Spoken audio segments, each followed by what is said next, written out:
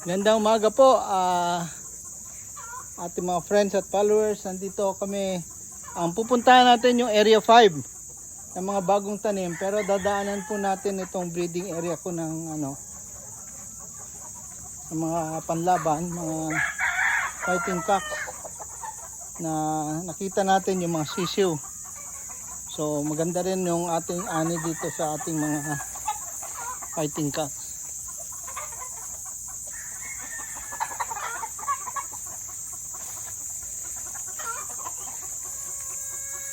Naka-generate din po kami ng income dito kasi naibebenta rin po namin itong mga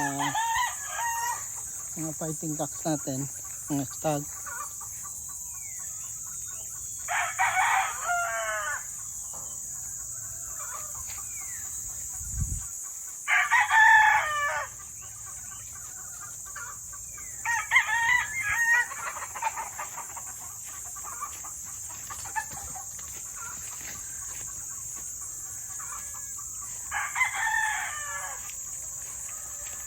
So ito po yung area 5 namin. More or less about 500 na poste po ito. So expect namin na next year mas marami po kami i-harvest at mas mataba po ang lupa dito.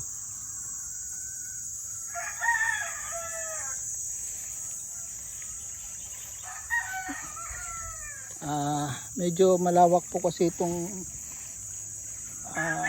farm namin at iniisip ko rin na na mag-expand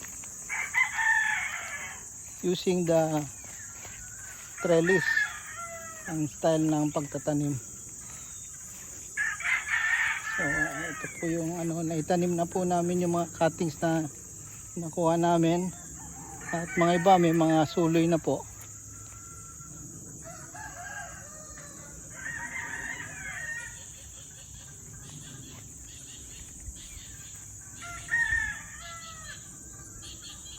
So yan po yung yan po itong area 5. Yung area 4 po namin ay nasa baba. Titingnan din po natin yung development niya. So maraming salamat po at ito po yung more than 500 na poste dito sa area 5. Happy Sunday at maraming salamat po.